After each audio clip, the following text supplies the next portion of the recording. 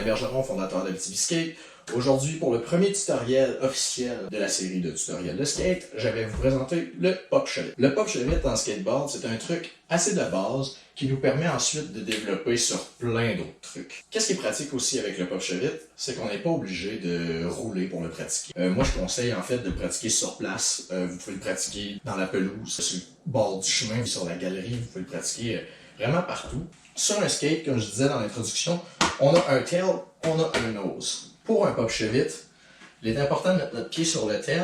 Le but du pop shove-it est de faire tourner la planche comme ça, un demi-tour. Donc, on va pousser vers l'arrière notre pied pour que le devant tourne comme ça. En ayant les pieds assez larges, on va avoir une meilleure stabilité. Le pied d'en avant, dans le cas d'un pop shove-it, je l'utilise presque pas, sauf pour enligner un peu la planche et garder mon équilibre au départ. Comme je veux pousser la planche vers l'arrière, je dois mettre mon pied un peu dans la courbe.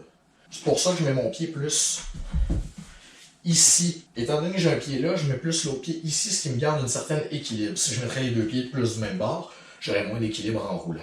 On met un peu de pression pour que la planche soit capable d'avoir un levier, un système de levier et de pression. Et pendant qu'on est rendu en train de lever, il faut pousser par en arrière pour que la planche commence une rotation. Le pied d'en avant sert juste à contrôler où il s'en va. Si je pousse la planche et je veux qu'elle avance là, la planche ne va pas atterrir à exactement la même place. Elle va toujours avancer un peu. C'est important de sauter vers l'avant pour savoir où la planche va atterrir afin d'atterrir dessus. Si je fais juste donner le swing, je ne vais jamais atterrir sur la planche.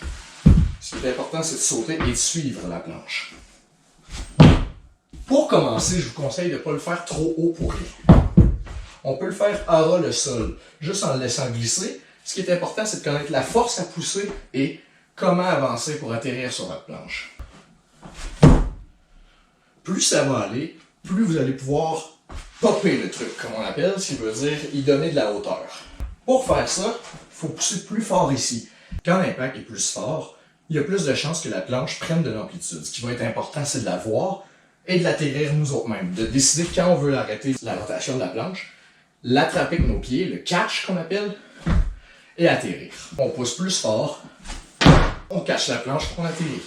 Et quand vous êtes capable de le faire tout le temps, mais là je vous conseille à l'essayer en mouvement, plus haut, de reculons, en fait, de l'essayer le plus de façon possible, quitte à être à côté de sa planche et faire des...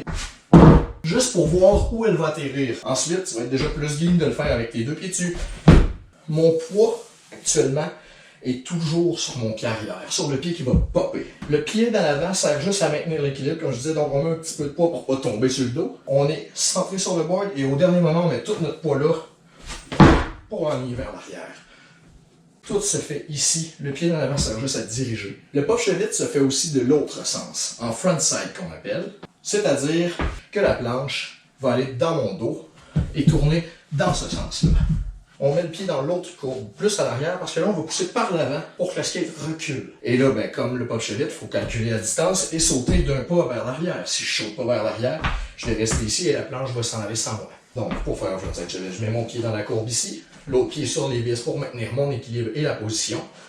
En poussant ce pied, j'aide avec mon pied avant pour la diriger et enligner la planche vers l'arrière. Comme je disais, le pop shove-it se pratique bien sur une galerie, dans la pelouse, sur le bord du chemin. Faites-le sur place, pratiquez-vous. Vous allez être plus en sécurité quand vous allez pratiquer, ce qui va vous donner une meilleure confiance, une meilleure stabilité. Ce qu'il faut se rappeler, les pieds larges, le poids en arrière et appréhender la distance que le skate va franchir pour qu'on puisse atterrir dessus. Le grand secret du pop shove-it est là. En espérant que vous avez aimé ça, je vous invite à m'écrire en commentaire comment vous avez trouvé ça, si le message était clair et tout. Abonnez-vous aux pages Abitibi Skate, Facebook, YouTube, Instagram. Merci de me suivre, merci de participer dans mes projets, puis à bientôt.